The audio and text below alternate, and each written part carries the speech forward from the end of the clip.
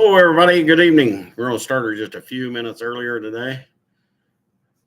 Wait and see if anybody gets in here. I don't see anybody in the chat right now.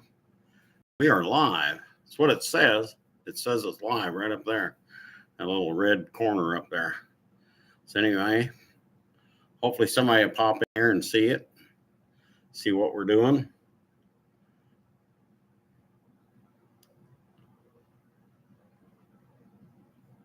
See what we're going to talk about. Probably something about cars. More than likely. Maybe trucks, semis, tractors. I mean, it could be just a little bit of anything we're going to talk about.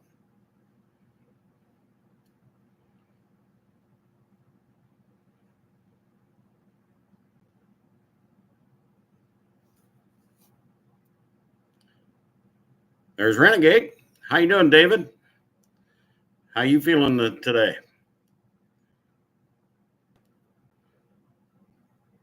It was a rough last couple days for me. Between having to fix the wheel bearing on my truck and fixing wheel bearings on a semi-trailer. That was I haven't done it in a few years, but it all come back to me. I never forgot how to do wheel bearings on a semi. Kind of old hat, really. I'm glad you're getting better, David. That's great. Be up and running down the road, jogging. Okay, well, maybe not jogging.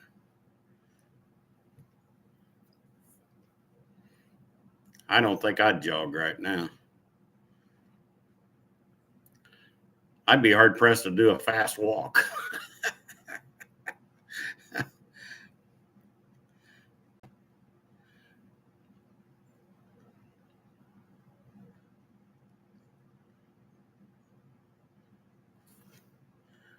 Mama M, how you doing? Yeah, it'd be a stretch for me to go out and do a jog. A fast walk, I don't know if I can do that either. Not after the last couple of days.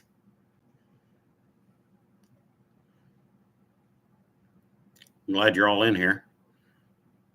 Probably a little slow. For some reason, YouTube put me in there twice for a live today, and I don't know what that was. I mean, it might have been me the way I set it up. I don't know, but I ain't figured this game here all out on how to set up. I scheduled it, but then when I had to get in to go live, I had to redo it as a new live. So that was probably me and my goof up.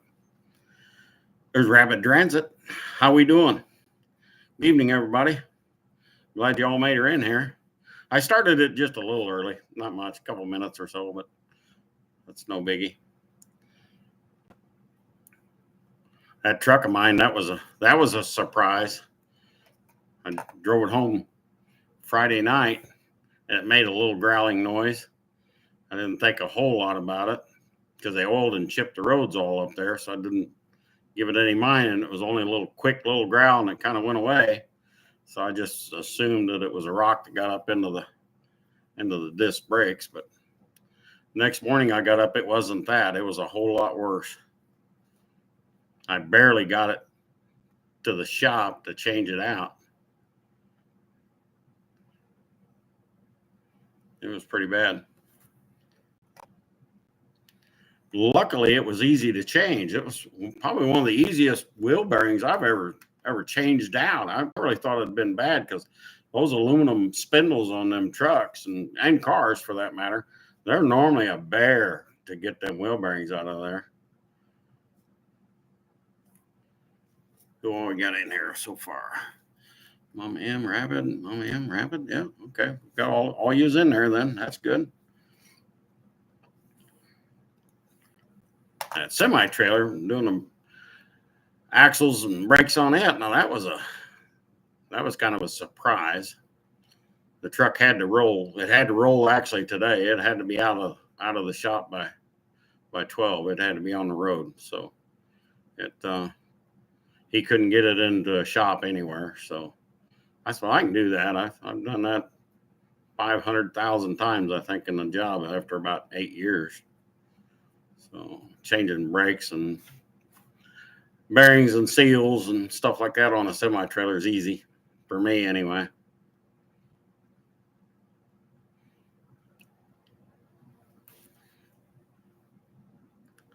How's everybody tonight?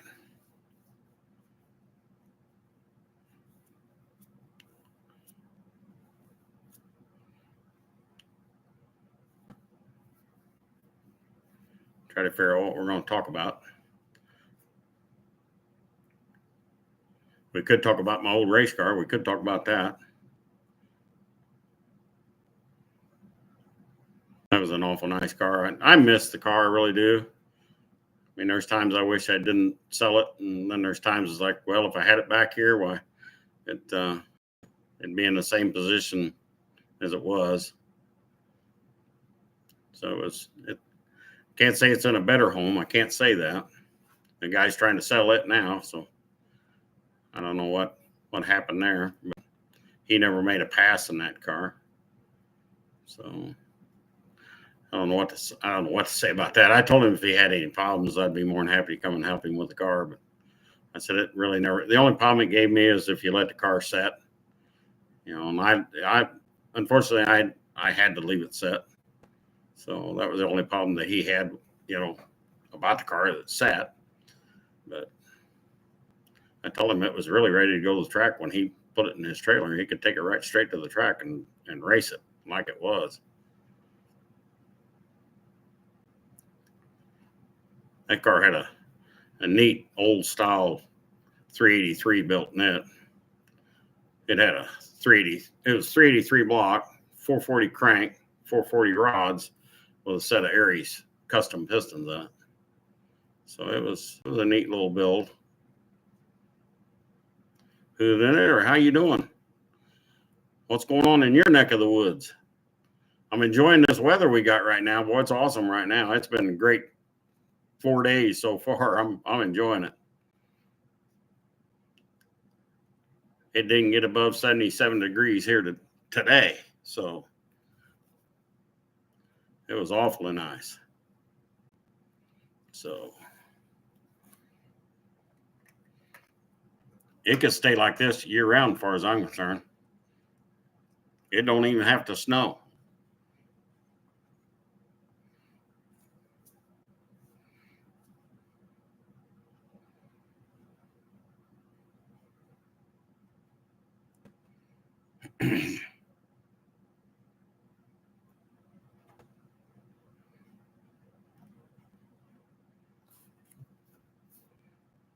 And then there's Mater. How we doing in there, Mater? How's your hand coming along? I've been busy out in the shop, and I haven't caught a lot of your videos.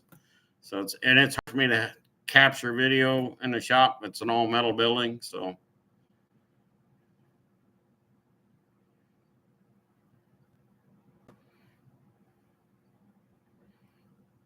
Yeah, I bet Wisconsin's been awesome up there. Yeah.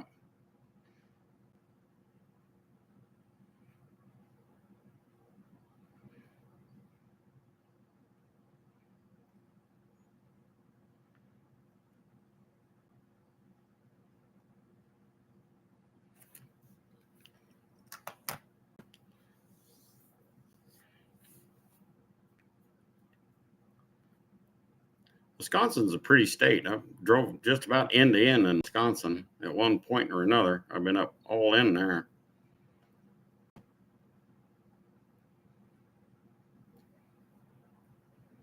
The road systems kind of leaves to be a little bit to be desired, but the countryside's pretty up in there.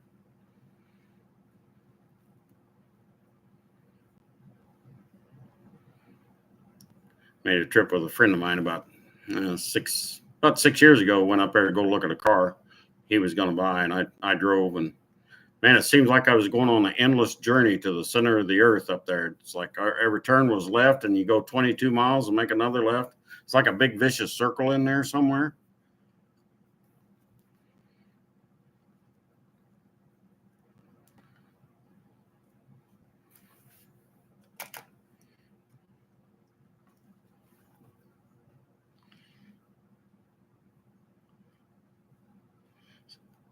So is your hand going to be back to normal pretty much? You're going to have little limitations, I'm sure. You'll have physical therapy, I'm sure, too.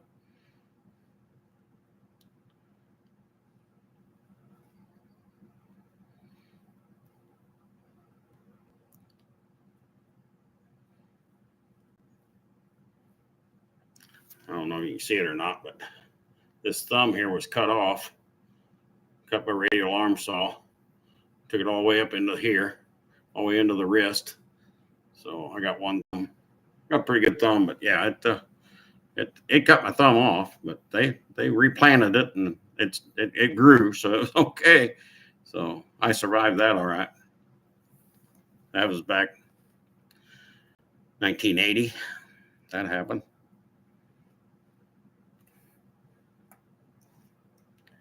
It was pretty crude surgery back then, but they done an awesome job. Had an awesome doctor. I thought about moving to Tennessee myself, and you know, I've talked about Kentucky a few times. I got some buddies down there that want me to come down and move to Kentucky.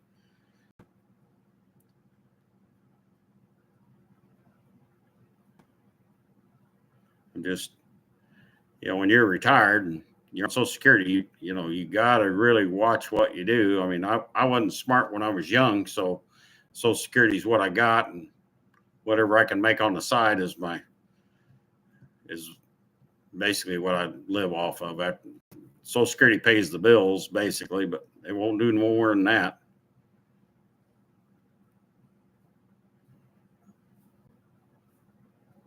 Yeah, they had to fuse my big joint here that's right in here.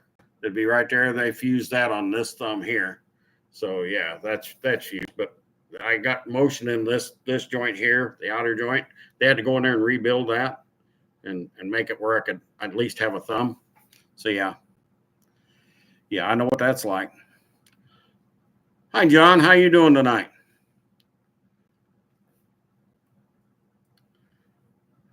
How's everything down there in your neck of the woods? You enjoying this cool weather too? I think we got a few more days of cooler weather before some of the summertime heat decides to come back. But I'm enjoying it right now. I wish I was able to get the car in the shop so I could finish up the body work and get it in color. I just can't get it in the shop. They're building a new shed, and they have to go right through the shop that I work through. So they go through that with all the lumber and stuff like that right now to get the shed up. So we got all the walls up. All the walls are up. A couple of the trusses is up. So we got a system ready to go to put up the rest of the trusses, and it'll go like a breeze now. But we had to get to that point. So I'm hoping midweek they'll be done with the trusses and they'll be done coming through that room, and then I can put the car back in and get back to work. I'm really anxious to get back on the Dart and making some headway on that. Not that I haven't made headway. It's just the fact that I'd like to be done in color right now. Thanks everybody for coming in. I appreciate it. I really do.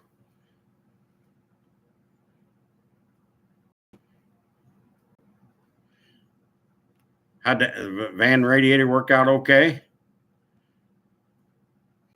Be driving it tomorrow. That's awesome. It's a good deal. I'll bet you'll be happy about that to get back in the wheels of that thing.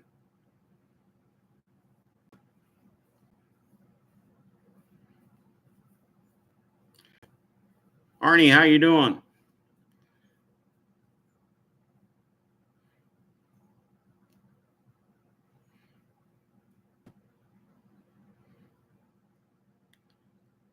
Having the washing machine working again? Yeah, well, that'll help. That helps you have clean clothes for sure. I have to go to the laundromat. I don't have a washing machine here. It's just me. So I just run down the local laundromat, and it's cheap enough for me to do it like that. A couple hours, I'm done, come home, throw my stuff away and put it away, and I'm all done for another week or so. That's usually the way I work it. It's not worth it for me to buy a washing machine and try to pay for it here, really. I have not. I was so busy, I have not had a chance to look at what he's done there on the valve adjustment. I mean, it's frustrating to see that. To me, it's just old hat for me. I could do that, and and walk away in half an hour. But I mean, I get it. I just wish someone, if I was close and if I could drive there, if he was 2 or 3 hours, 4 hours away, I'd drive to him, and it wouldn't take me half an hour, and I'll figure out that valve stuff. And I mean, I get it. It's probably a little more deeper than the valves. It almost has to be. I mean, the motor's probably a little more hurting, what he wants to hope it is. And I get it. I really do. I mean, but it's been a fight for several years for him with that motor and stuff. And I get it. I really do. I mean, if I was closer, I'd drive there, but he's 14 hours away from me. So, I mean, it's got to be. I mean, I understand he's not a mechanic. I mean, he'll tell you straight up he's not a mechanic, so he's listening to a lot of different people. And for me, if I was to tell him how I'd do it, it'd be even more confusing for him, even though it's the most simplest way I know. But I get it. It's frustrating. Frustrating to sit and watch it, and it's just I don't know.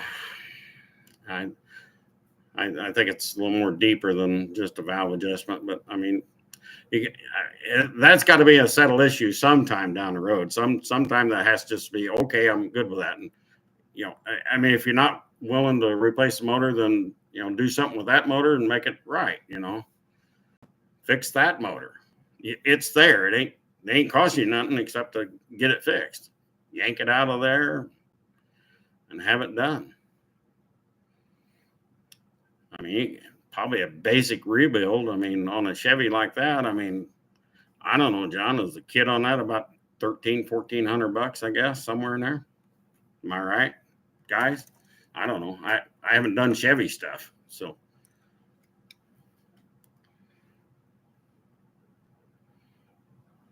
Oh, well, I mean, I've told him, pouring that gas down the carb is just not the way to go. That's not an answer there. For one thing, you can't get it lit long enough to say anything. I mean, it's just hard to do anything when it did fire up a little bit. It just chugs and dies. So it's you're either pouring too much gas in it and it floods it out, or you're not getting enough gas in it and it don't run long enough to tell you anything on the fact that it's firing. When it done that, and I tried to tell him, I said, look, I said, it's not that far off. If it will fire up like that, it's not far off. But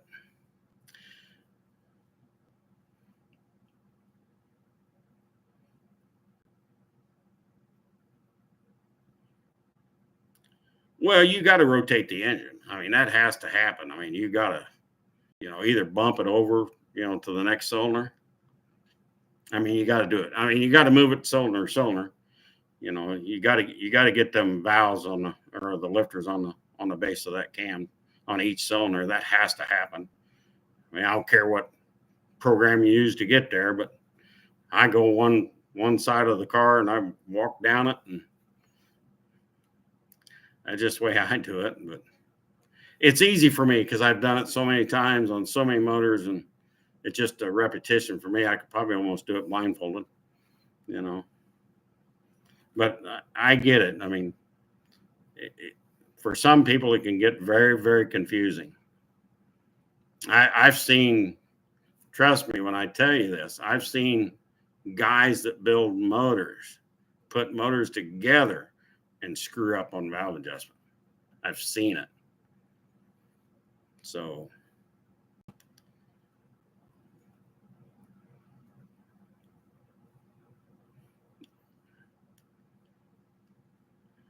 it's a 283 Chevy he's working on. So I mean, it's just a basic small block Chevy. Yeah, small block Chevys, one of the most basic motors. They don't take much to run. I mean, I've fired them up in junkyards. But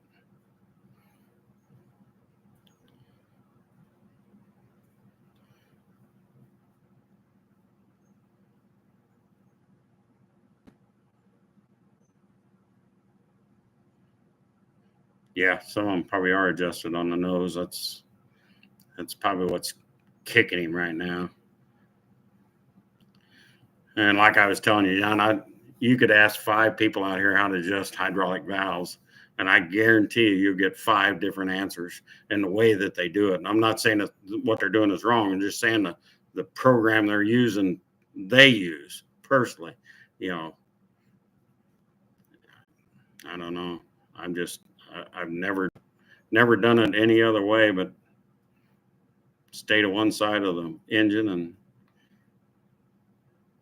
exhaust intake, or I mean, it don't matter either way, but you can do intake, exhaust, you can do them either direction, but you pick a program that works for you and march with it. But that's what I do. And I'm not trying to criticize anybody's advice. I won't do that. I just know for some people, it can get very, very confusing when you're told 15, 25 different ways to do this. And I mean, I've physically have seen the comments on how to do this that was sent to him. So it's like, oh my God, ain't no wonder why he's struggling. I get it. So, and I'll try to help him if I can. I'd help anybody. I don't care. I'll help anybody as much as I can. I'll help them. So.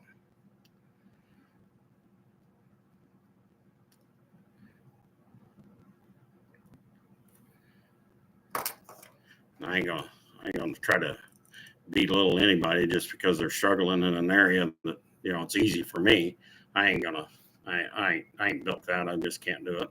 I don't have the heart to do anything like that. So no matter how hard and trying it is.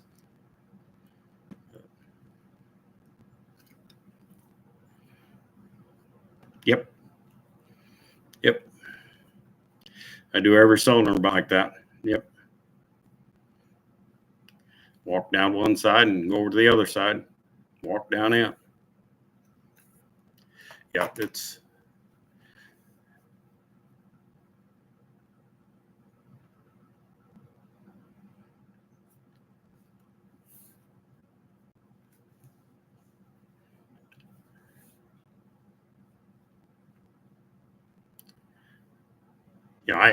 I was building that 512 that I had, for the race car. I was building that, and I tell you what, I got into. I mean, I'm not all that when it comes to grinding and trying to clearance stuff inside a head. And you're sitting there looking at an intake runner that's right there, and you got to grind meat away, like I was doing. Man, I'm usually fearless, but I mean, I clearanced them. I mean, I gave them clearance, and they was okay. But they're just some parts of that was just no good. I just like, well, if I take any more, I'm going to go right into the intake, and then I'm going to be, having to repair a head. And that was just to put push rods. So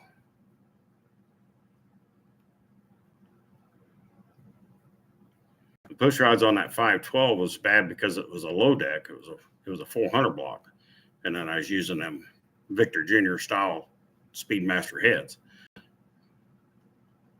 The ratio which them push rods come up out of the block up to that head is severe, and it takes a lot of clearance to get them to get up to the rocker arm.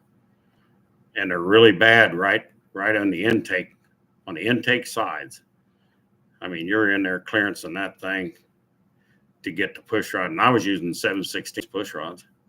I couldn't imagine 3/8 push rods. But yeah, it was. I mean, I did it, and they cleared, but I wasn't happy with the work I did at all.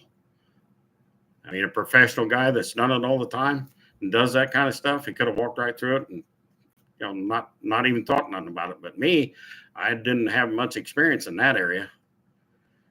My 383 with the RPM Edelbrock heads on it, I didn't have that problem whatsoever.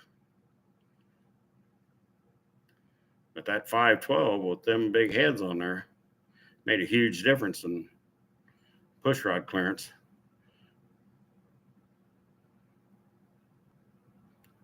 1 and 7 cylinder wasn't bad, but all the inside cylinders were horrible.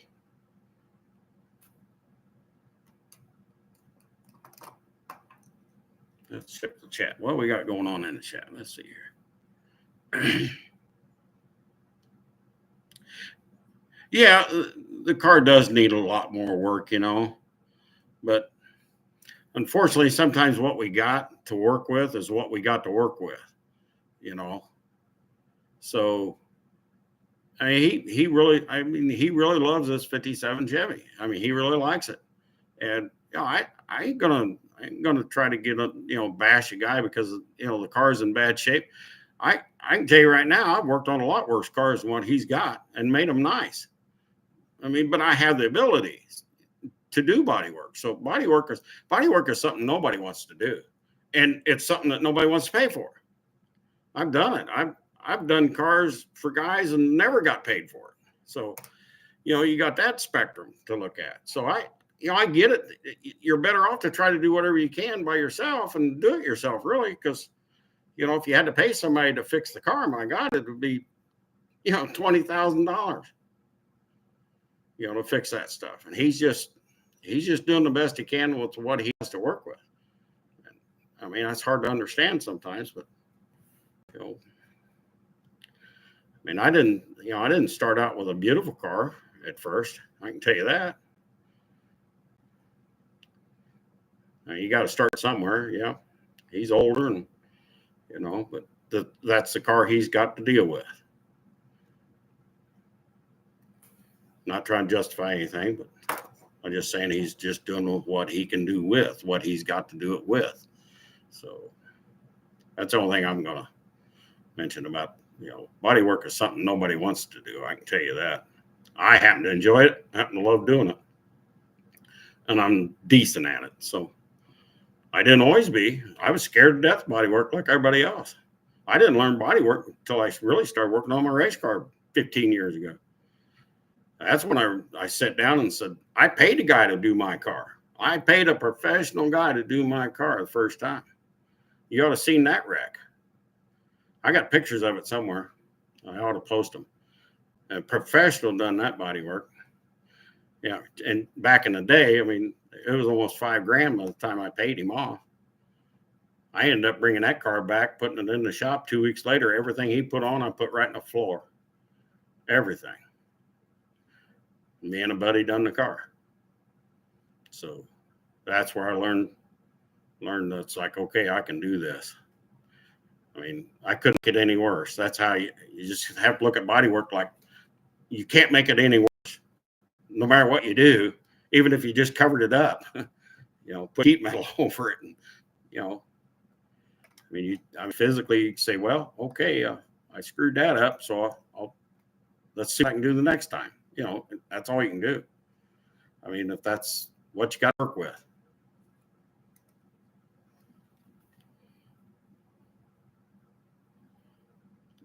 Yeah, I understand it. I really do. Yeah.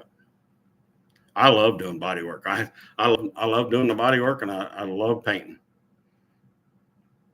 I'm not a professional painter. I'm not a Boyd Connington. I'm not a graveyard car kind of guy. I'm not there, but I can make real nice drivers.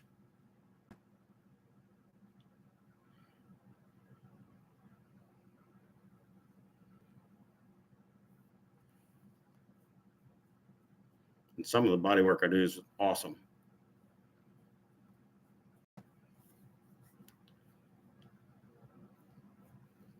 I learned it late in life, though, too. I haven't been doing it, I don't know, maybe I've done the car back basically 15 years ago. So I've been doing it about 15 years. So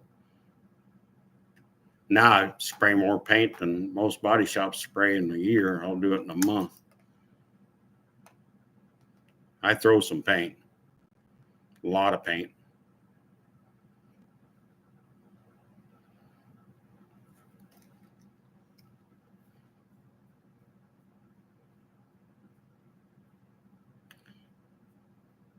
Diecast Dreams, how are we doing tonight? How's your house coming along?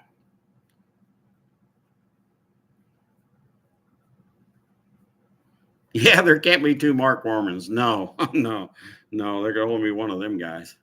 I'm nowhere in his field. I couldn't even step on his property.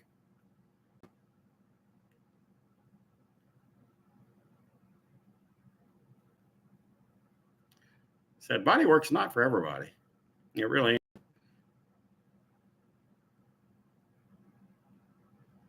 The art of making something bad look good.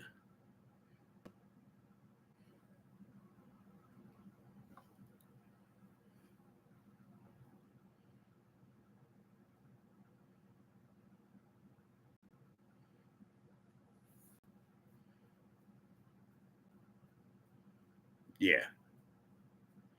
Yep.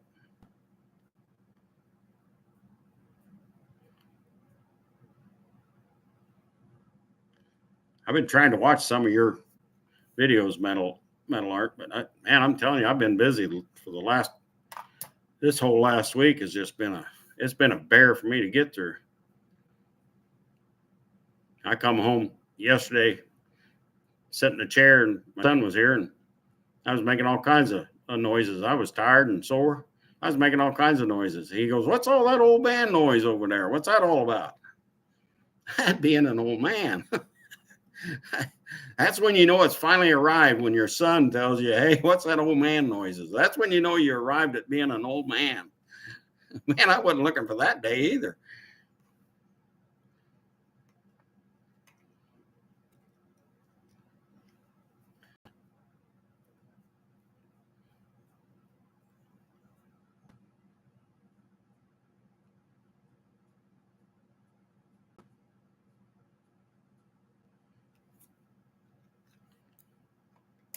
Well, diecast, you do a little bit of body work and paint. Tell me you don't. Just a smaller version.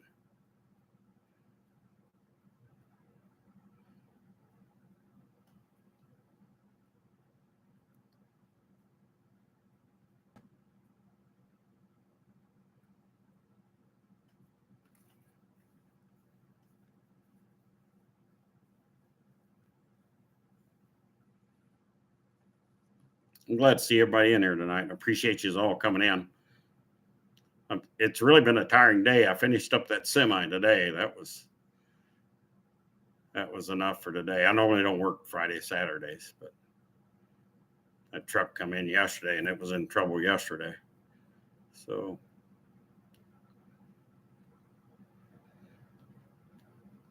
the owner got real lucky there. It just about cost him an axle repair job on both axles. It was close. It heated up the tube to blue. I can tell you that. I'm not happy with it. And I told him, I said, you may have troubles with bearings staying in there now. I don't know. Usually when them axle tubes start turning blue, that's a lot of heat. So you never know how it's going to hold a bearing. I told him you just have to pay attention to it. Watch them two axles and see if it starts losing oil again and seeing if the bearings go again. If they do, he'll have to get an axle repair doctor out there and put new axle stubs on it. But he might have got lucky. Maybe. We'll see.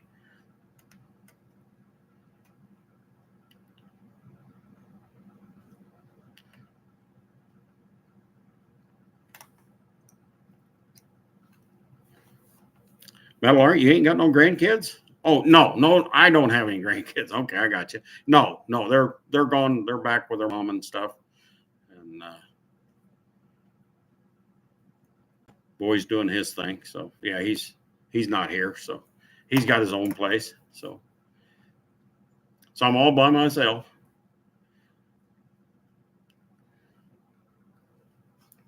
It was nice having the grandkids here. They was here for a couple of days, so it was nice.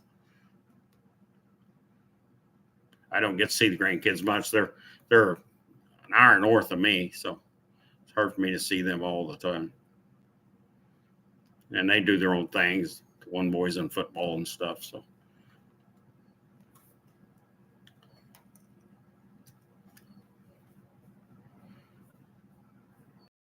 got 8 grands. I got you beat. I got 19 grandchildren. 19 grand, and I got 3 great.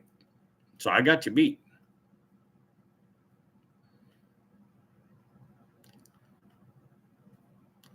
I'm going to have a family reunion come in September, second week of September. I'll have a family reunion. Most of them will be there. I think. I hope so.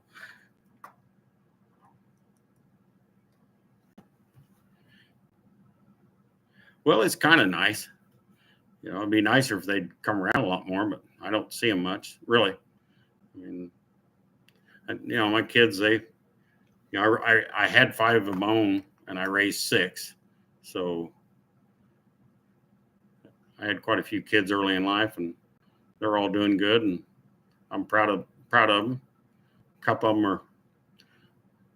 them need checked on, I guess. I'll put it that way, mildly. But they're adults, they'll figure it out. Dad ain't going to pull them out of all the scrapes they get into. That ain't going to happen.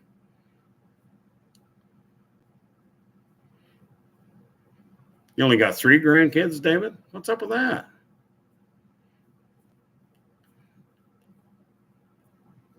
I have enough for two baseball teams, I think. 19 and 3. Yeah, I got enough for 2.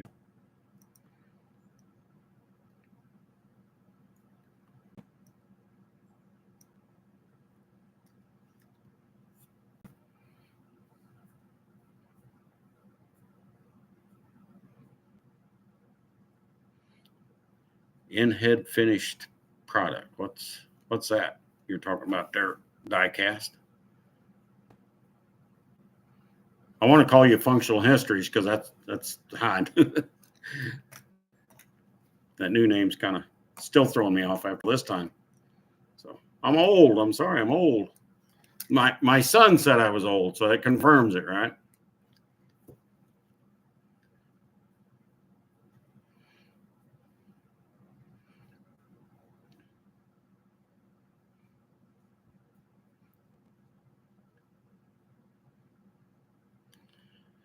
Who, the Knitters got 1 grandson? Just 1?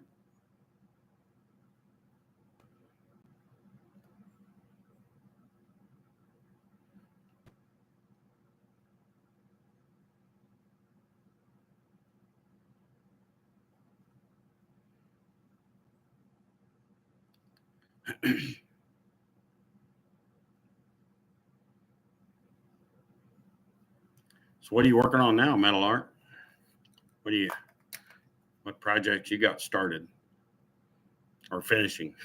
Mine's all started, just none of them finished yet. I got 3 tractors in the shop. One I think's found almost on a permanent foundation. The other one's all done except running hydraulic hoses now. And we just pulled in another little 420.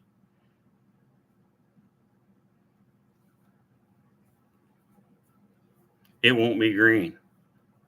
It won't be yellow, the little 420. It's actually a different color than a couple of them I've ever seen.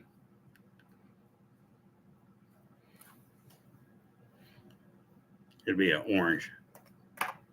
Omaha orange. That little 420 we just pulled in. It's original orange tractor. So it was like a state tractor. Projects are never finished. No. We there's an acceptable level of what's the word I want to use? There's an acceptable level of performance, I guess, with a project. It's like, okay, I'm done with it for now, and I'll bring it back next year, and then see what I do next year, you know, or over the winter project. I'm going to do this over the winter to it, you know. So yeah, it's a never-ending saga of project. So yeah, I get that. That Dart Sport I guess I've owned that car about 6 years now. I mean, it's sitting in the yard for 4.5 since I sandblasted it last time and done a bunch of repair on it. And I just let it sit. So, you know, it wasn't a barn find, it was a yard find. It's sitting in the yard forever. It was going to be one of these days project. One of these days I'll do something with it. You know, that's how them projects go. One of these days. One of these days hardly ever comes around.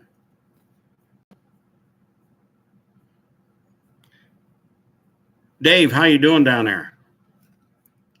It was great seeing you with your grandkids there. That was awesome. You getting better every day? Hope so. Glad you stopped in. Appreciate you stopping in. I really do. Keep praying for you. I will do that. You'll get better every day.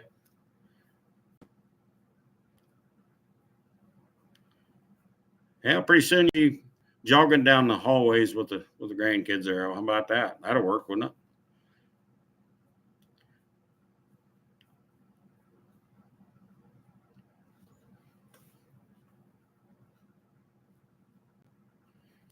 Got a ton of knitting and crochet projects.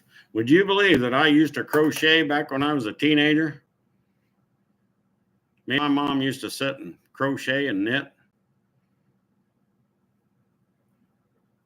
It was usually the weekend and the evenings after we had all the chores done. I'd go in there and sit and knit with my mom. Yeah. I don't think I could do it today. I say that, and I probably could. That hardly ever leaves you, but I haven't done it since I was a kid. So I've been too busy with cars and work, trying to raise 5 kids and an old shoe, that kind of deal.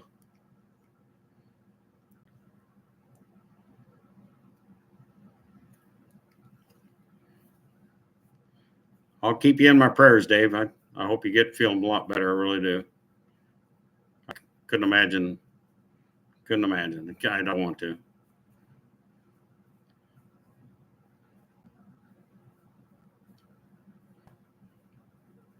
Yeah, I remember when I was a kid, I used to love to knit and crochet. Yep, sure did.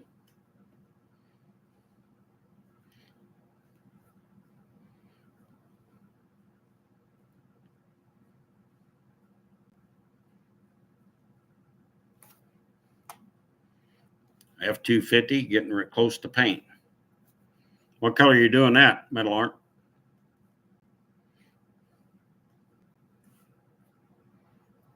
That Dark Sport of mine is a dark silver metallic. And actually, they had dark silver metallic in a couple of years, but for the Dark Sport, that was the only year they used the dark silver metallic in the Dark Sport era. So a little bit of a rare color. It don't help the value of that car. Most people just don't really like Dark Sports. And see, I wanted to do that car years ago because it was kind of the sister car to my race car. It was 73, early 73 built. So that's how I looked at that car when I got it 5 or 6 years ago. Grease Spot Garage. How you doing? How's everything in your neck of the woods? You enjoying this cool weather too? Man, don't scare it off because I'm loving it right now.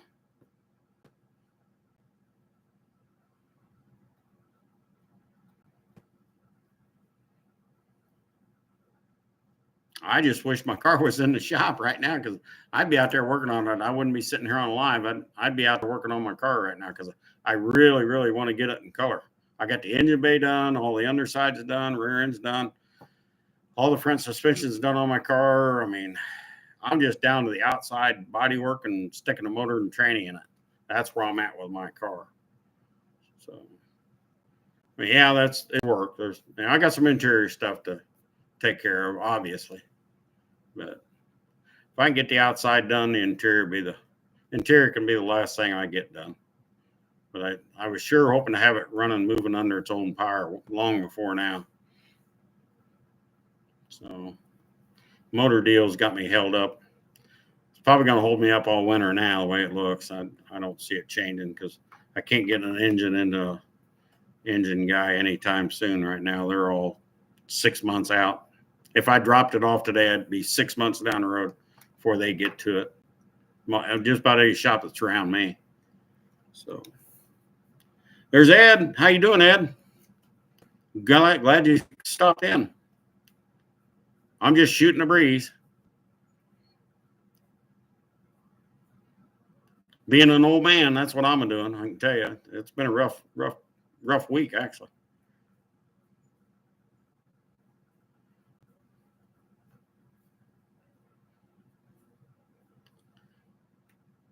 Are you sitting down eating any ice cream, Ed, or what?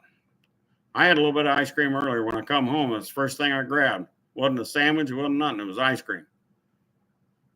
I hate to say that, I hate to admit it, but that's what I had.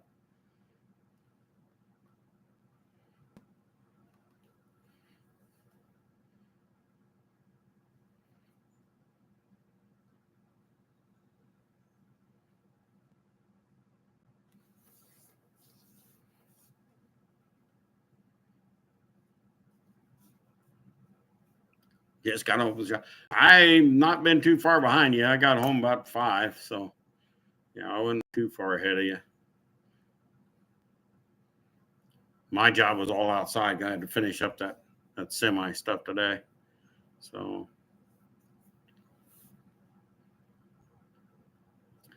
beating races out of the wheel, putting new ones in, beating them in, putting new brakes on. Some of that stuff I got done yesterday, but I still had a lot to do today. I had more to do. And when you uncover something, it's kind of the domino effect.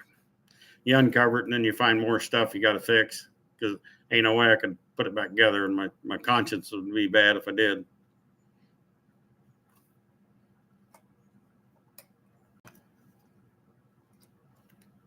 Drinking, I got my water sitting right here too, so it's sitting right there. I drink tons of water. Milk, orange juice, and water, and I drink lots of water. Line on a 454. Going to be a 498. That's a nice combo. They usually run pretty hard. What are they putting that in, Ed, if I don't mind asking?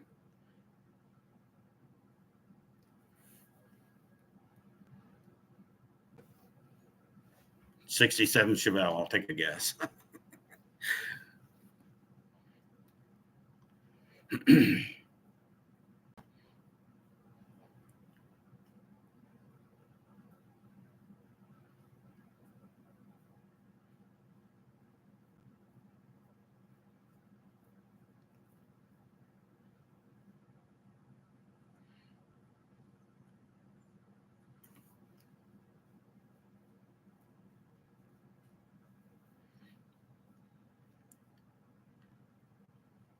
Kind of hard to talk about stuff today. I'm pretty tired. I'm sorry to tell you guys. It's been a week, is what I can tell you.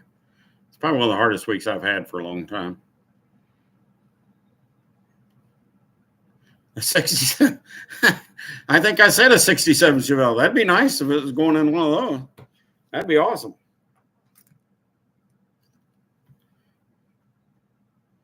Four-speed car.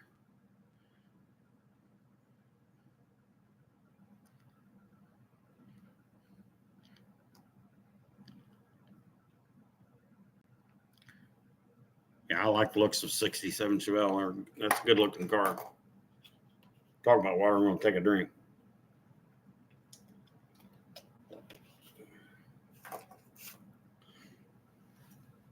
Pedal car. That's nice.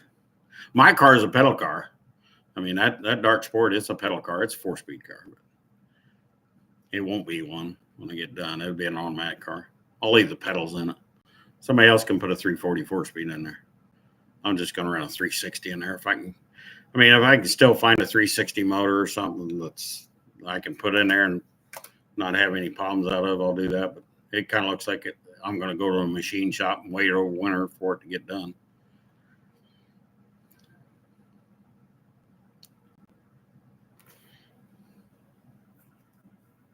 Yeah, I like the 66, 67 too, out of the Chevelles, yeah.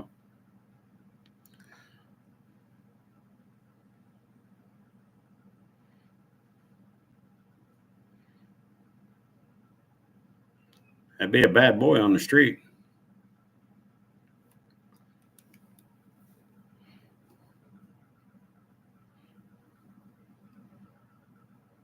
About ready to fall asleep, are you? I'm sorry, I don't mean to be that boring today, but I understand it. I am tired. It's kind of hard to stay up and going here. Yeah, I like the 360 platform a lot. It's already got a lot of bottom end grunt with it. But you just improve on that. I'd like to have something that's about 10.5 to 1, 11 compression in it. I got a good camshaft for that selection.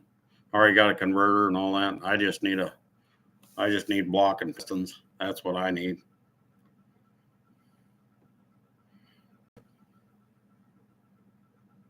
Yeah, 340s. I mean, they're out there, but I'm just scared to death to buy a 340, for the money they're asking, and then find out I got another boat anchor. I've got a couple 360s that are boat anchors, so I don't want to go there.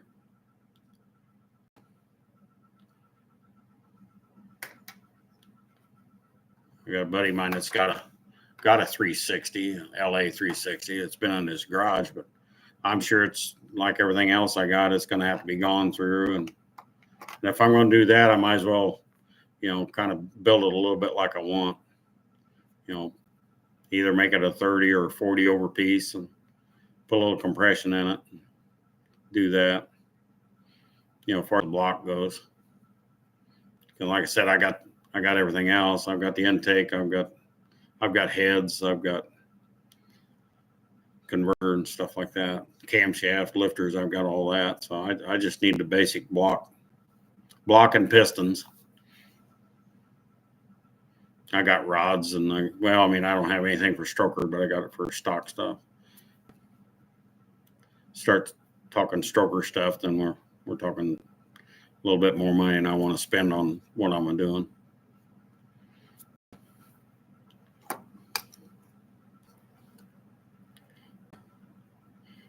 $10, $20, yeah. You run pump gas in that one, I'm sure. The aluminum head, I'll bet.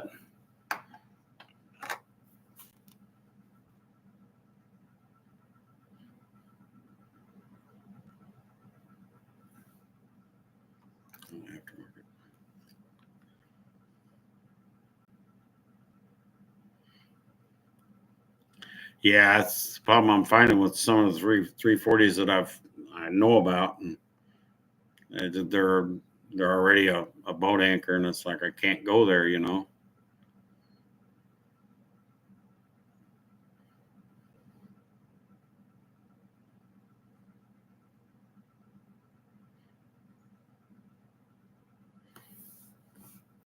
Hi, Rich. How you doing? You relaxing today? I wanted to come home about 1 o'clock and relax, and that didn't quite get to happen.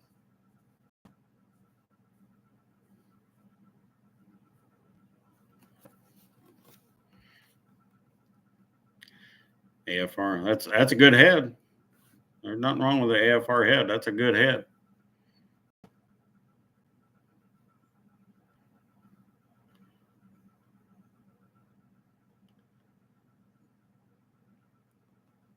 I got so much stuff to do. I mean, between tractors and, of course, the semi deal was something that kind of popped right up, kind of like my wheel bearing on my truck.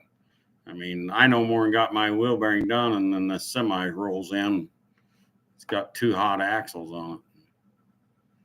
No oil in the hubs. Everything's done ringed out of it inside the brake drums, and drove it. Yeah. Hey, I got a problem. Yeah. There's a problem there.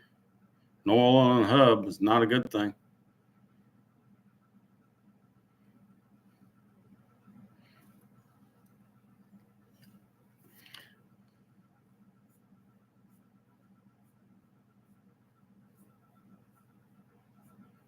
Yeah, I bet that was the best bang for your buck. Yep. And they were good heads. I've never heard. I'm a Mopar guy, and I haven't. The Chevy guys I know. I mean, they like that AFR head.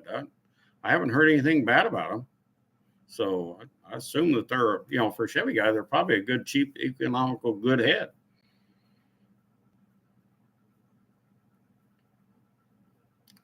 I mean, anymore. I mean, as far as aluminum heads, you almost have to go that way now because there's. I mean, I hate to say it. I mean, it's just so hard to get stock heads in the condition where a brand new head is for the money.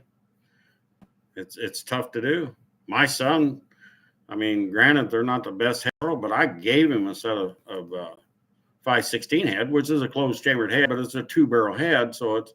I mean, it's not really help out just because it helps out a little bit of compression. I mean, it's not a big performance gain because it don't have the runners for it, but they'll run. I mean, they'll run. Obviously, they'll run. But I gave him them heads. By the time the machine shop up in Springfield got done with him, they was about $1,500 set of heads, and it's like, man, we could have bought a set of aluminum heads brand new, but you know, they was already done and done, so they're on his motor. They're on that 383.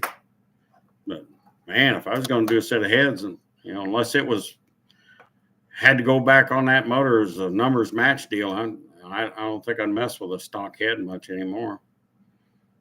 I probably will with this 360, but you know, that's goes without saying there because I've got the heads. So hopefully, out of the couple sets of heads I got, they're not too awful bad shape. I know the Magnums have a lot of problem having cracks in the Magnum heads, so they're nice heads, you know, the Magnums. But man, if they're cracked, then what you got, you know?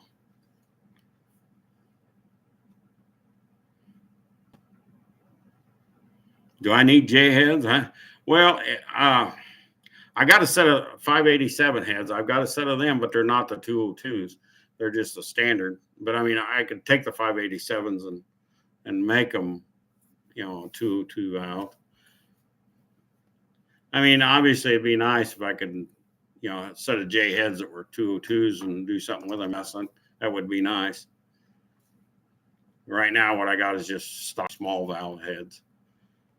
The 587s, I mean, and you're looking at buying all new valves and seats and having them cut for the 202s.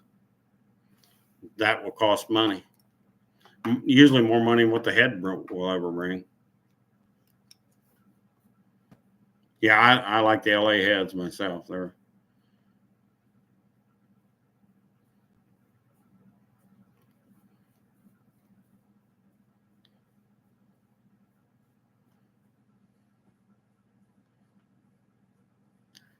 got Molinar crankshaft and connecting rods. Everybody seems to be going with Molinar right now. My race motor, I'll call it a race motor, that was in the race car. I'll put it that way. The motor I had in the race car was 383, had a 440 crank in it, and standard 440 rod, LA rods, and a set of aftermarket pistons. It was about 12.5 to 1. It might have made 13, maybe. I'm pretty sure about 12.5. So it was nothing special. Balanced up and stuff, but it's still nothing special. It was still a heavy rodded, heavy piston motor. So it limited its RPM capabilities largely. So but it ran good. You run it in that range where it needed to be, and my car was bad fast for what it was. So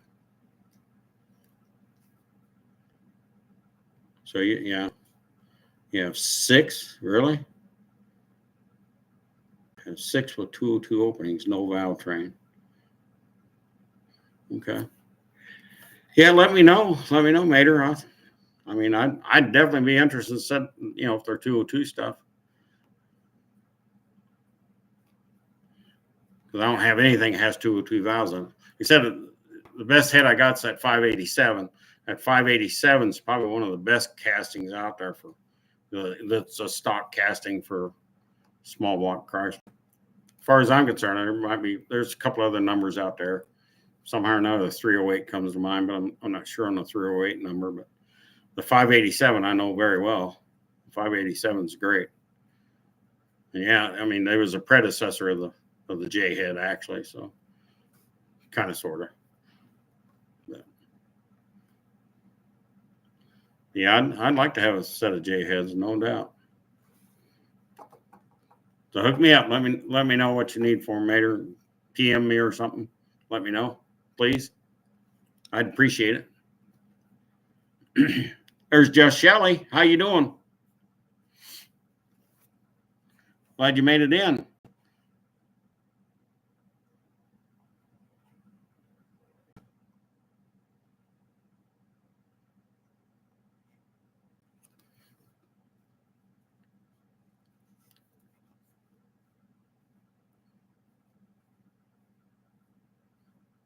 Yeah, 587s. Dan Smith down there in St. Louis. He loves them heads. He runs pretty bad fast with what he does, and everything he does is all basically stock headed stuff. Even his big blocks has got 452 heads on them. That's basically what he runs. He'll get down into the 560 range with them in his LeBaron. He ran almost the same combination that I had in my race car, albeit, I mean, it was a 437, but albeit it was no 437 that was like my motor. It was like it as far as crank and rods go. After that, it was nothing like it, because he took the 452s and opened them up and put big valves in them and stuff. But the only one that I know, he's got that small block 426 and that Challenger, that red Challenger he has. And that's an R block kind of deal. He bought the car with that motor in it. I don't know what, I'm sure they're some kind of fancy W2 or whatever that next level is. But that's a head. I couldn't get into the W2s for nothing in Oral. It takes too much special stuff to make them go, and I don't need anything special. I like the stuff I can get, out of the junkyard and run it on my motor. I like that. I try to be pretty simple.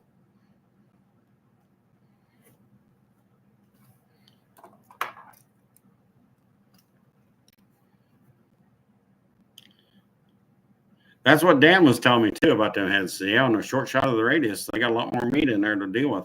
He's actually chopped them up in all different kinds of ways, sideways, and that. He's took a couple junk heads and chopped them up, and looking how thick they are and how far he can take them on the porting. It's pretty cool what he does. Does it down in his basement. I mean, he's got end mills. He's got all kinds of stuff. I mean, he can do fabulous work with heads.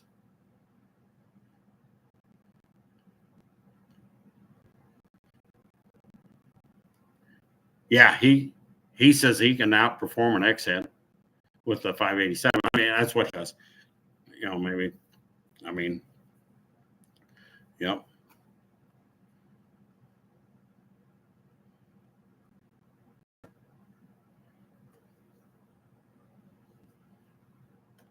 Oh, you got kicked out of there, Rich? Buffering. Okay. I've had that happen here a few times, not on the live yet. So, but I'm not running StreamYard yet, and I'm not saying I won't run StreamYard. Right now, I'm just running whatever YouTube Studio allows me to have right here. So I might have to go to StreamYard in order to get guests to come on here. I don't know that yet, but I'm pretty sure I'm going to go to some server or something. And I'm not all computer savvy. What I got to do to put guests in, or I can have guests come in. I don't know what I got to do that. Yeah, I'm not that computer. Everybody has limitations. My limitations, computers, and clearancing and aluminum heads. I'm not good at that. So if it's body work, paint, working on tractors, rebuilding tractor, I got that down pat. I got that all good. But I'm not computer stuff and how to have somebody join in live. I don't know how to do that just yet. I don't know if I can do it on YouTube Studio. I think I have to have StreamYard or some other service like that, Duck, whatever it is, in order to have guests. I think, but somebody have to tell me and show me. I'm not smart there.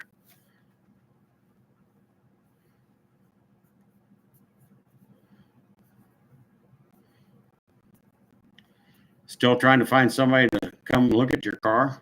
What's it doing? Can't drive it or start it. Can't take it to anyone.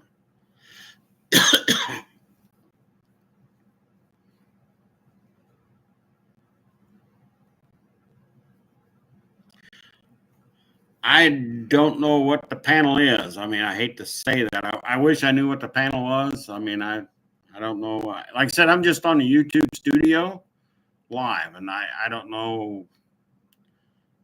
I wish I could tell you more. Like I said, this is only my second live, so I'm just trying to figure things out on how I need to go about this, and maybe somebody had to tutor me. You know, that's what I need, a tutor. Yeah.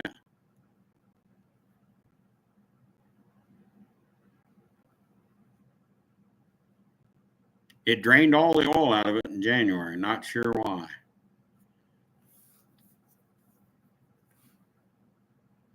Well, that's usually a rear main seal or front main seal, or could be a oil pressure sensor doing that right by the oil filter. I mean, there's a lot of things that will drain the oil out of a motor. What kind of car is it, Shelley? Maybe somebody here can help you a little bit.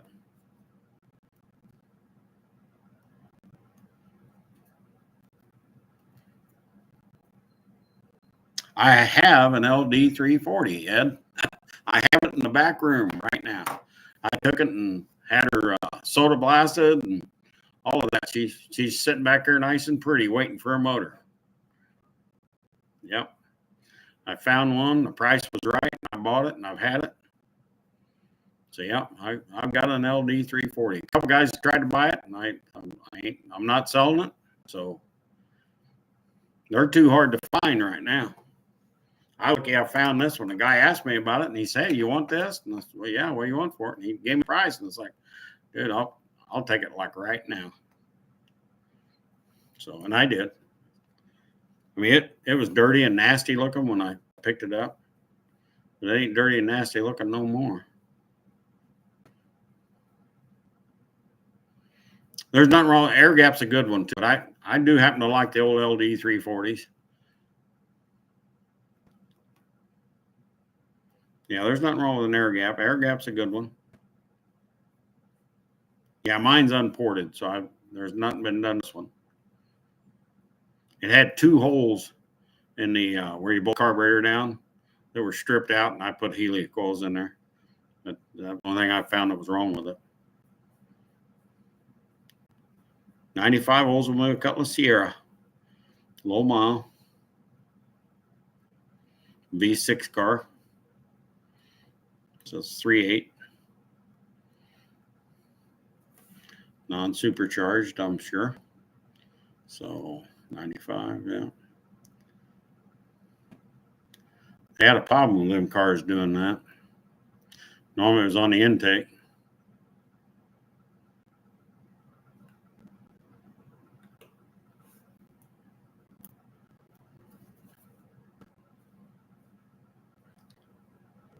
You know, I read that somewhere where Richard had done that with an LD 340. I read an article about that. It's been several years ago that I read that article.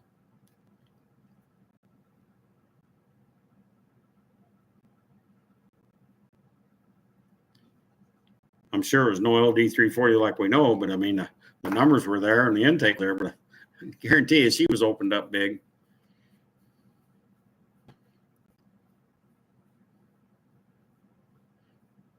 LD, you know, the LD 340 out of all the old, even the old intakes, that was the intake that set the standard for a lot of these others you see today. And even these new ones have a hard time getting to where that LD 340 is right now. And that's old technology. So that's just my 2 cents.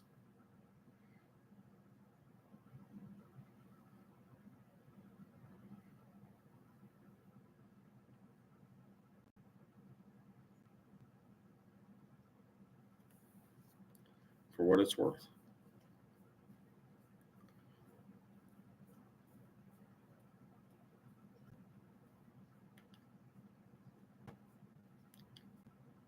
Shelly, did that car put the oil on the ground?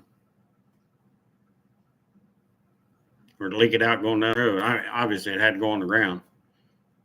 Had to go on the ground.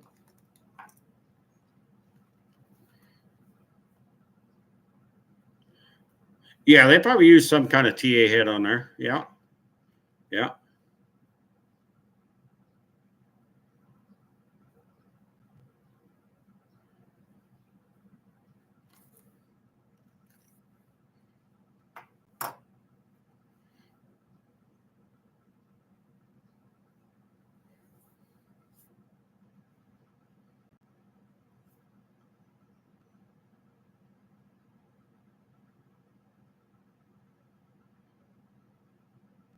Those Street Master intake wasn't too bad either, believe it or not. I ran a Torquer on my 360 in my Roadrunner. I run it in there for years. I put a 340 in my Roadrunner years ago. I put a 68 340 in there, and it had an LD 340 on there. It ran good. I mean, it was a good running motor, but it didn't run with that 360. Pound for pound, same car. All it changed was the engine. And 360 was about a tenth faster. Yeah, close enough, But I put the 360 back in there, sold the 340. So I've been a 360 guy pretty much ever since.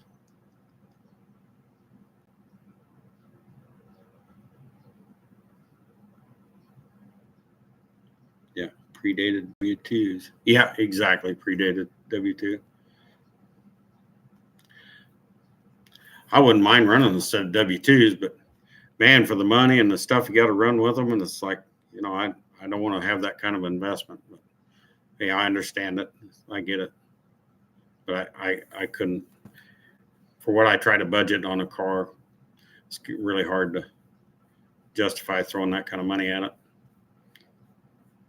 I really just want something that's got a good performance to it right now. Something I can get in and jump in, turn key, drive it, go race it if I want to. The days of me having a dedicated race car like I had, them days are over. I'm too old for that. It's hard to do it, hard to maintain that car at the level it needed to be maintained at my, I'm not that old, but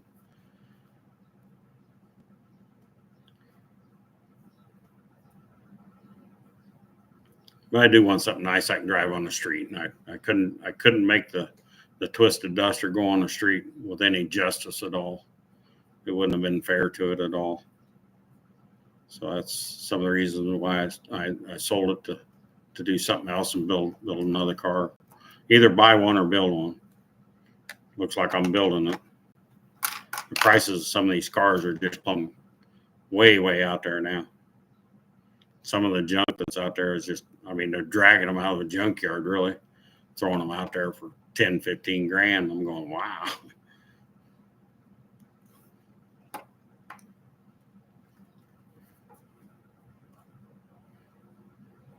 Where are you going to put them W2s on?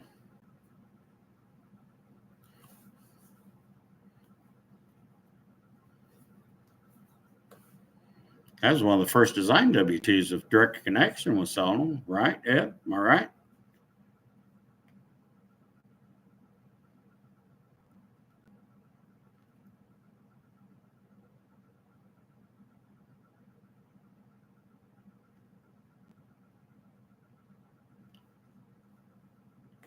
So Shelly, when they put the oil in there and you said it leaked on the ground, was the car running or it just sitting there and you poured it and it went in the ground?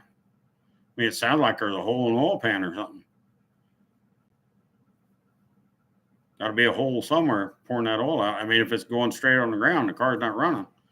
If the car was running, then okay, then it could be front seal, rear main seal. It could be, something in the intake or something. But I'd almost think it was running.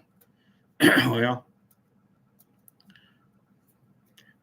if it was running and putting it on the ground, I'd say that I'd be looking at a oil filter problem or oil pressure sending unit being a problem. The oil pressure sending unit should be really close to that oil filter. I bet if you look around that oil filter area, I'll bet you'll find where that's leaking oil out. And I'll bet money it's blowing it out that pressure sensor valve. I could be wrong, but just a guess. Oh, I'm sure it can be fixed. I'm sure. Late 80s, yeah. I'm gonna say it had to be almost 90 or something. Strip Dominator is a good intake. I like them too. I mean, if I was doing something with some horsepower, I'd take a Strip Dominator in a minute.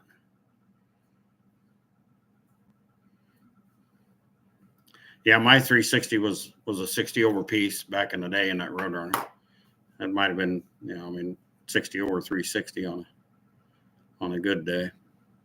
It was a good motor. That motor's still running to this day. That guy calls me, and I built that motor back in 1991 or 92. I built that motor. So built it out in an old hay barn. Put it together. Me and the ex put it together, put her down in the car. Drove it out of there the next day. Yep. Took it to the track a couple weeks later.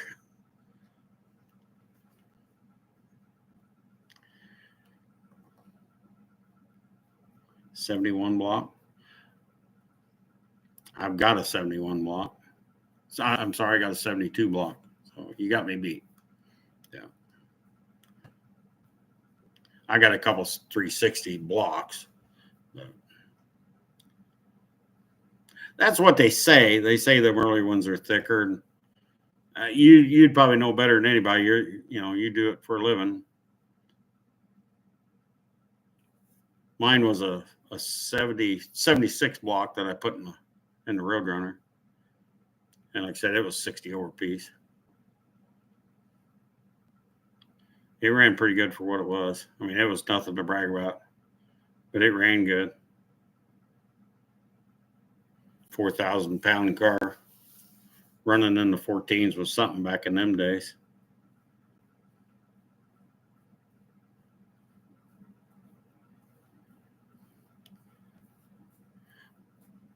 You could probably look, Shelly, you could probably look on Dorman parts, Dorman, Dorman, Dorman parts. Look on there and see if they make a replacement oil pan, if it's an oil pan. See, I'm thinking it's doing it while it's running, so I'm thinking oil filter area, oil pressure sensor, front rear main seal, one of them two. That's what I'm looking at, but I could be wrong. Normally, them oil pressure sensors is what goes bad on them cars. It'll leak oil out as fast as it can pump it if they're really, really bad.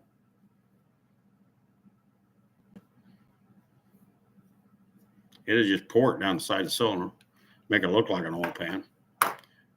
Just what I know. I mean, I ain't there looking at the car. I can't see it.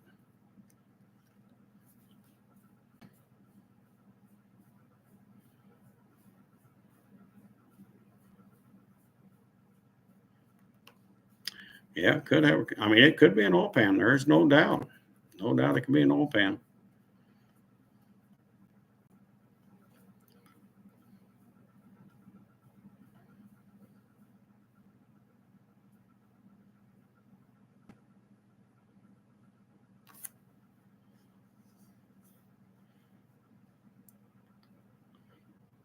Yeah, 414. That's a good stroke. I'd like to, believe it or not, I wish I could have a 408.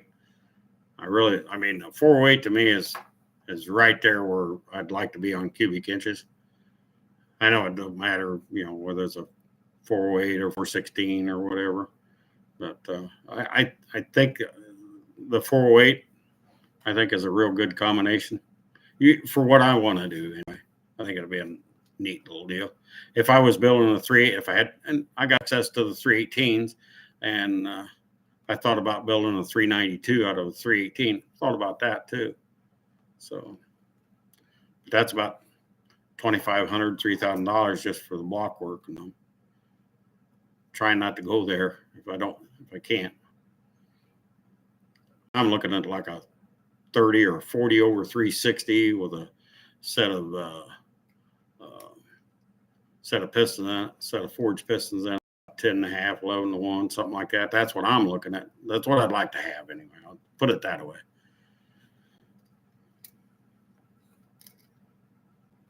I'm not trying to set the world on fire, and I'm not trying to rotate the earth.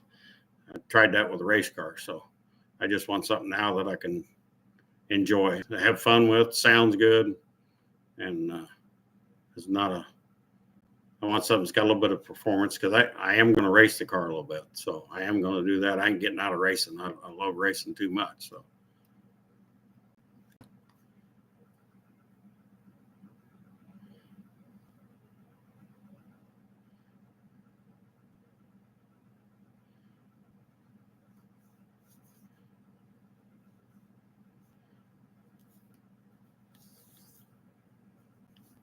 Where are you at, Shelly?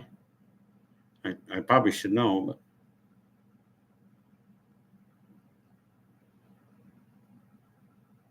3790 stroke small block. Yeah.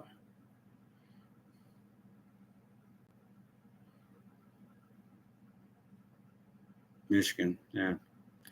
And you're too far. Man, I can't get there.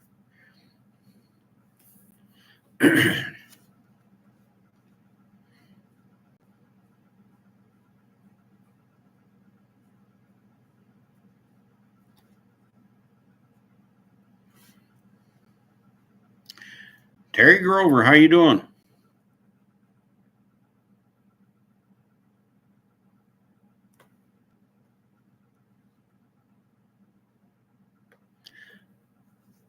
There's Unfinished.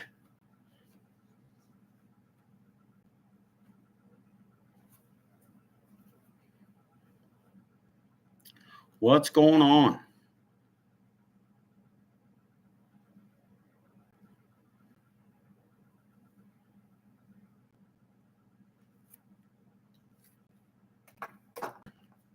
I am going to get another set of gears for the Dart Sport. I'm going to get a set of 456s. So it's got 410s in it now. There's not a huge difference between 410s, 456s, but I kind of thought maybe if I'm going to do a little bit of racing, I could put some 456s in it, and I could still drive it on the street. So I'm supposed to pick up a set of them maybe next week, I hope.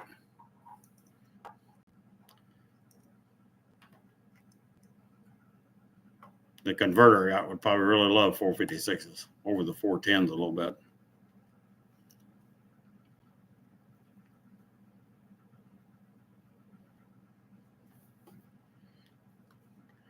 Appreciate you coming in, Terry. I really do. Appreciate it a lot, sir.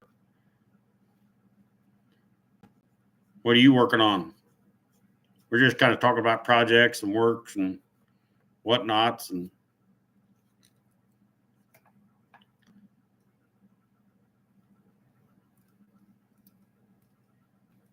just shooting the breeze with everybody, really. Nothing in particular we're really talking about.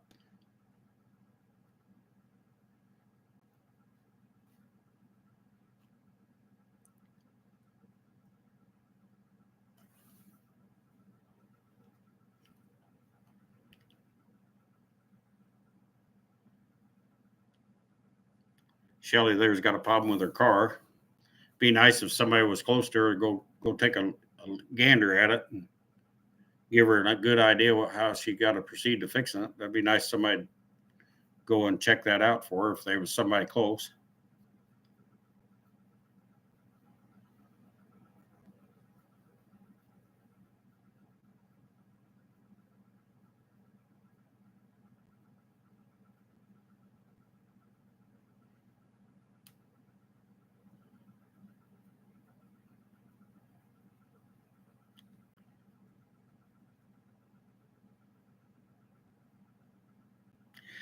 Oh, yeah, you're right. Dougster is up in Michigan. I forgot about him being up in there. Yeah.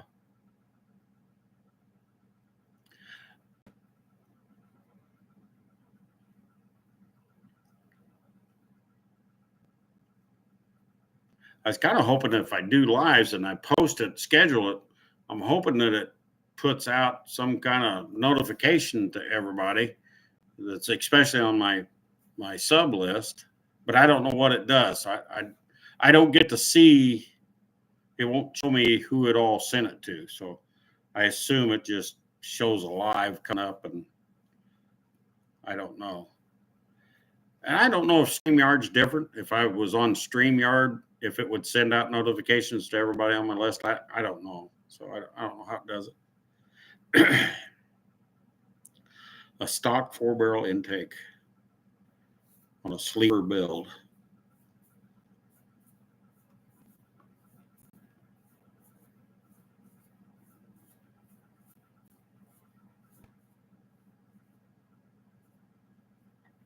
$383.67. That'd work on a 318 platform. Yep. Yeah, that would work too. 388. That'd be all right. That'd work too. Yep.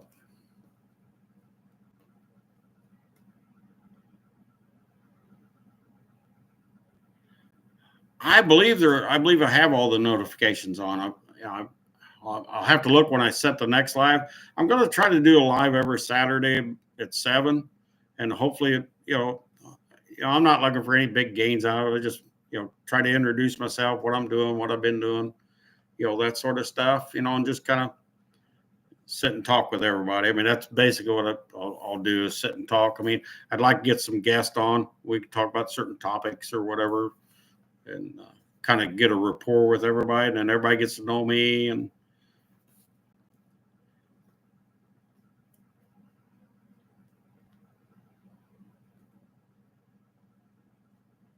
oh, cut it out, Shelly. Stop it.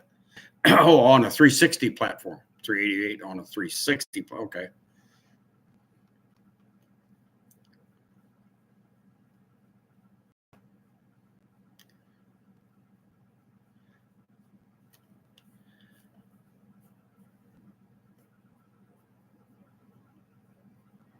Yeah, I don't know how they make them fast cars run fast like they do.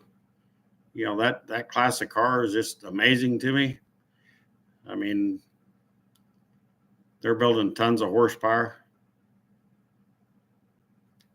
with a lot of stock stuff. I'd like to try to sneak into that a little bit. I will never be a fast car, but I mean, I'd love to see my dark sport go into the 11s. I'd love to see that in the quarter.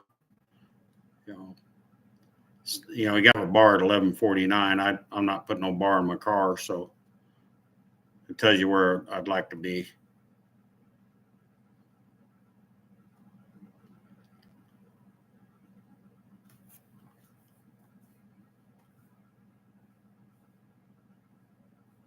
Oh, okay. You got to have the note. Okay. All right. I didn't know how the notifications work when I do the live, when I set the live schedule. I don't know how it does it. So I just assume it throws it out there in the general. Doug Sturt, the Potato Man is here. He has arrived. Welcome aboard. Glad you're here, man.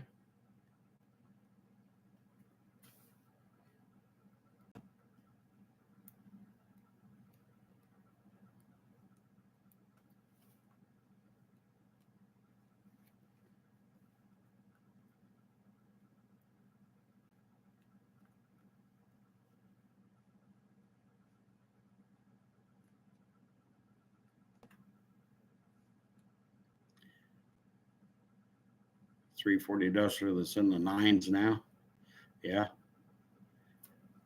I don't want to run on the 9s. My car was close to the 9s, and I could have put it there, but I wasn't going to spend the extra money to put it into the 9s and have to have all that stuff. So I was good where it was at. My car would have passed tech to go into deep 8s, probably 7s, probably.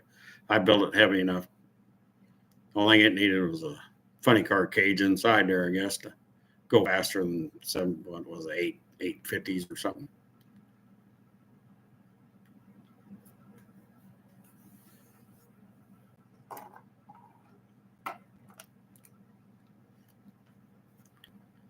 I just like to run about 1170s, 1180s on the street, drive it.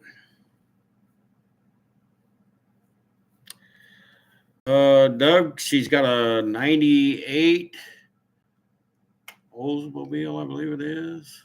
I'd have to look back in the chat. but she's got an oil leak is what she's got. And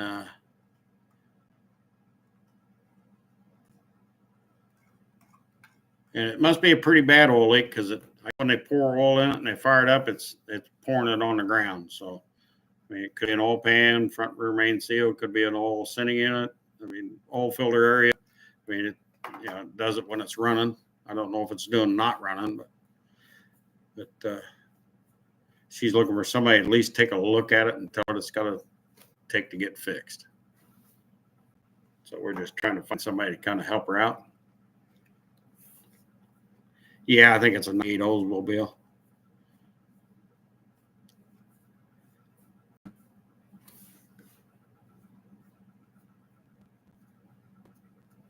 I don't remember the model of the car, but it's probably a 3.8. Ed, appreciate you coming in. You have a good evening. Take and rest and relax the rest of the day. I'm glad you come in. I really do. I appreciate you coming in. Enjoy the talk with you. I don't know much. I know a little bit. Sometimes that's dangerous, Ed. I'm sorry. Anyhow, you have a good evening, Ed. Thank you.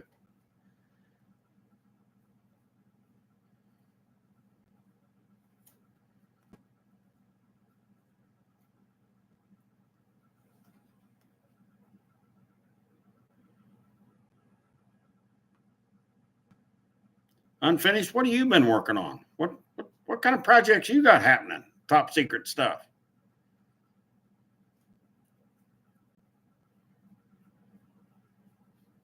Anything you're going to enlighten us on?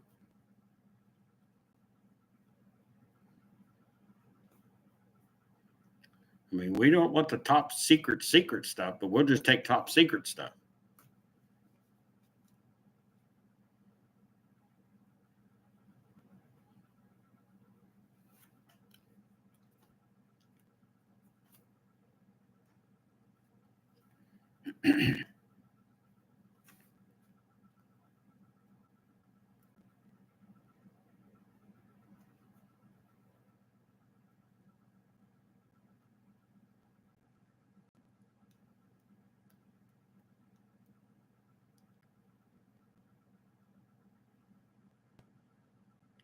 He's south of Grand Rapids. Yeah.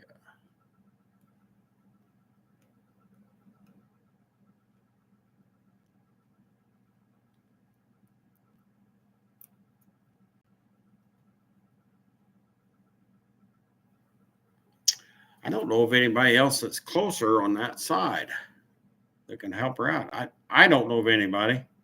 Now, one of you guys in the chat might know somebody that's closer.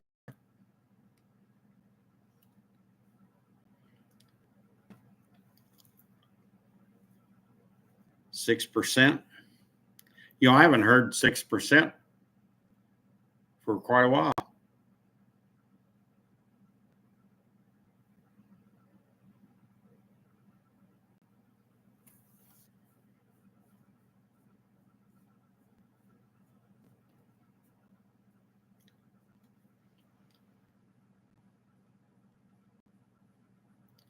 There's a few of them I haven't heard from in a while. NSB, I haven't heard from NSB in a while. And Tony's Hot Rod Garage, I've sent messages to Tony and they just been busy. So they want to get back on the YouTube chain again, but they just been busy in the shop. So, doing things. So I haven't heard much out of Tony.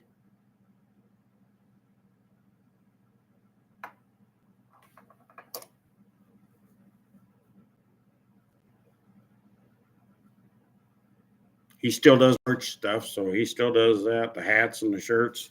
He still does that stuff for me.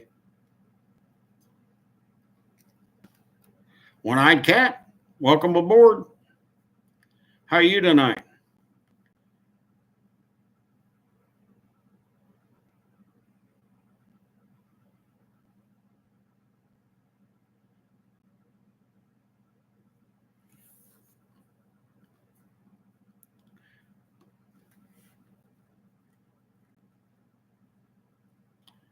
Well, they did. NSB put out a short today. That's good. I I haven't seen it, and I know I've got notifications set on them. I know, and I think everybody on my subs has got notification on my side. I'm gonna have to look for that because I haven't seen them guys. I have their phone number and I've texted them a couple times. I ain't got a response out of the one phone number. So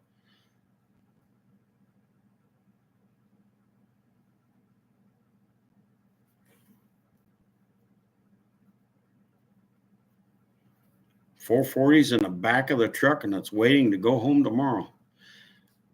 Top secret plans for the one-eyed cat. Got a .440 going.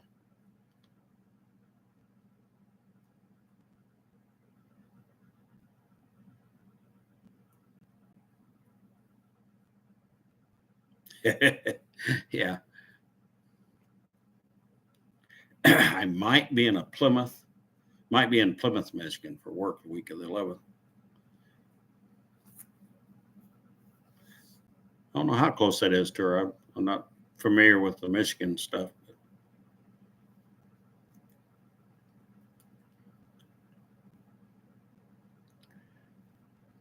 I can tell you that Rich is about 1,400 miles away from me. I think it's 14 hours. I'll put it that way.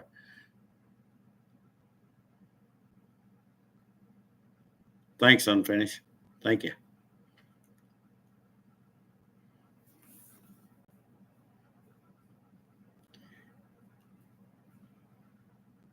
You never did say what kind of top secret projects you got working on Unfinished. What's up with that?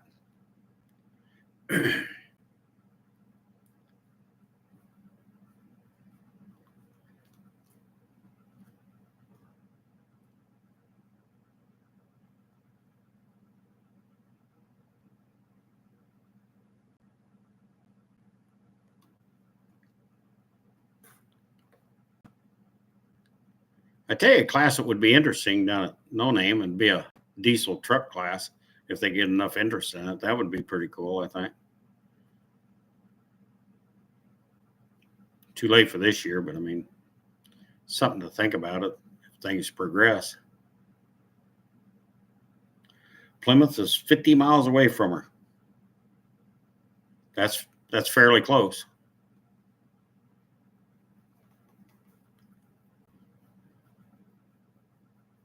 Top secret. How did I know you was going to say it was going to be top secret? What kind of clearance do we got to have for the top secret plans? Top secret. I knew that was top secret. That's funny. Oh, 413. I ran a 413 back years ago. It was in a 65 Dodge Corvette 500 car. Man, you talk about a hack job putting a motor together. I'm almost embarrassed to say what we done put that motor together.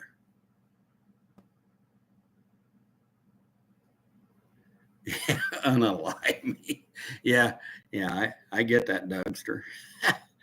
Yeah.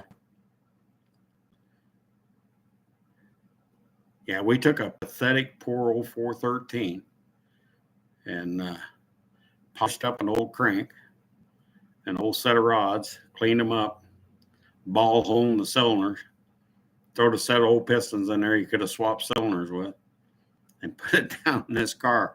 I raced it. Yeah. Back in the day. Wasn't much of a motor, but it ran 1250s. It run 1250s, 1249, 1250. It done that a couple times. Gotten eliminations and went hee-hawing down the track, and I felt a little rumble that was in front of me, a little rumble. Yeah. It made it to the end of the track and drove around, got my time ticket, drove it straight up on the trailer and shut her off right there. I said, it's done right there. I'm not going to unload it, and I'm not racing it no more. It was hurt bad.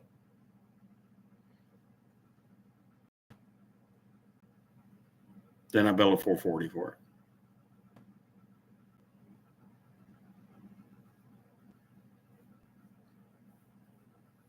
I've had a few cars.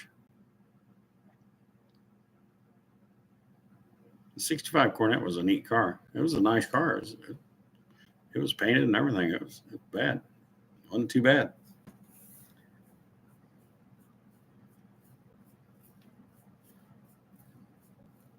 How many days you got to the no names? What we got? We're down to 50 something, 50 some odd days, something like that.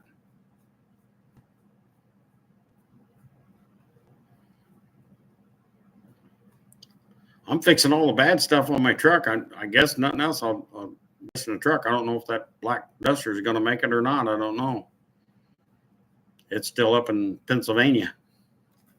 So haven't heard. I've talked to the guy, but I don't know if he's actually going to bring it back down. I don't know. 40 some odd, 46 in 2 hours. Yeah, okay. Let's just call it 45. Yeah, it's closer to 45. Yeah, okay.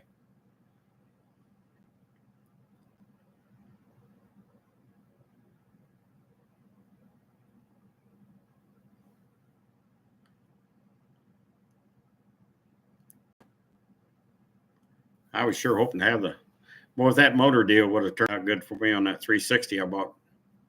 Man, if that would have turned out, that was a pretty swell motor. And I know it was a pretty swell, blowed up, but it had potential of being a really nice motor. It was a shame it was blowed up. That's a shame, because it looked like a pretty sweet piece at one time before it was blowed up. I could have really done something with that in that Dart.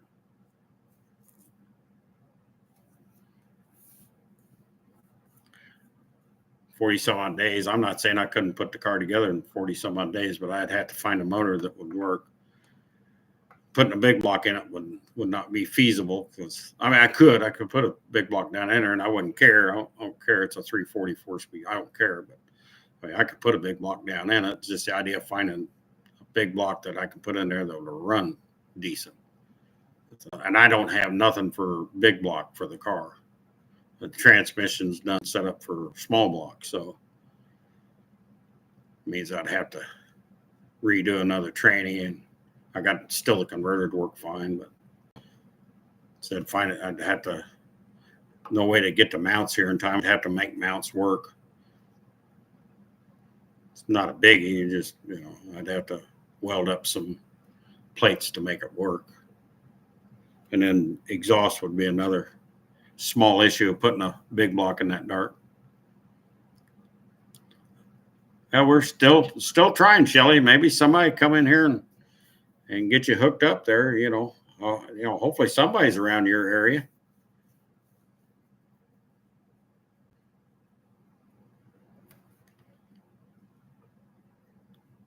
The trash panda, getting all the sand out of it.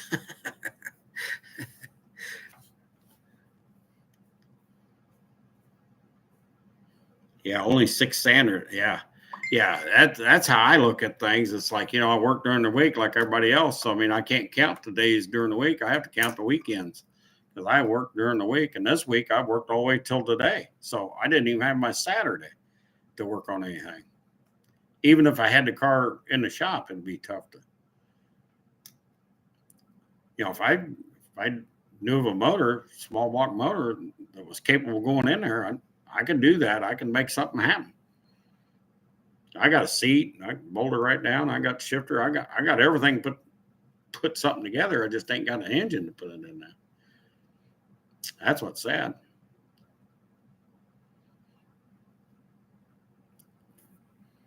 So, I mean, like I said, if it was just, putting the seat down in it, I got the seat for the car and all that stuff, but it wouldn't look pretty inside, and it'd be primered outside, but I'd have to work day and night to put it in color between now and then. I just couldn't do it. It would look good the way it is. Yeah, there's somebody out there, I'm sure. I guarantee you there's people behind the scenes working on it right now for you, Shelly. Well, surely somebody come up with something. Help you out. A Marine 440. There was somebody had a pair of them. Is that the one that rotates backwards? Got to change the cam?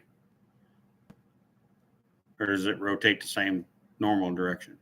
Most of them Marine 440s were in reverse.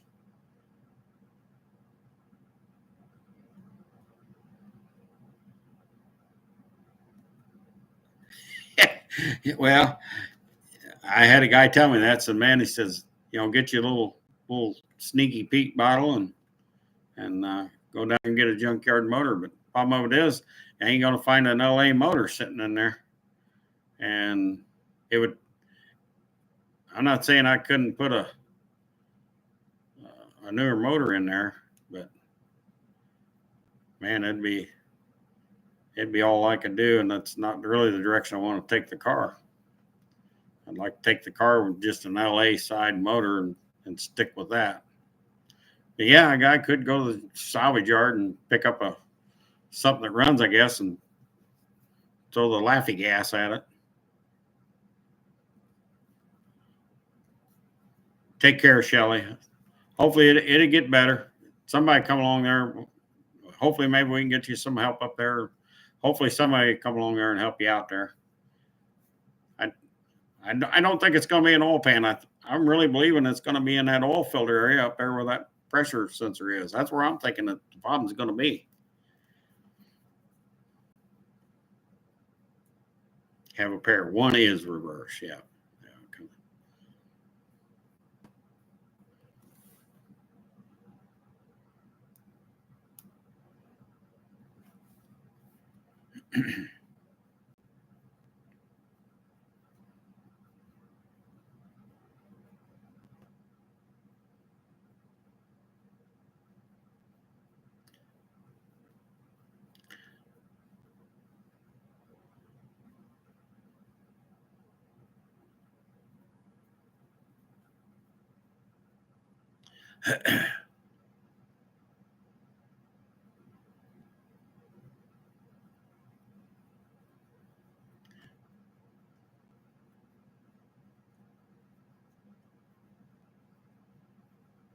Well, it's 8:45.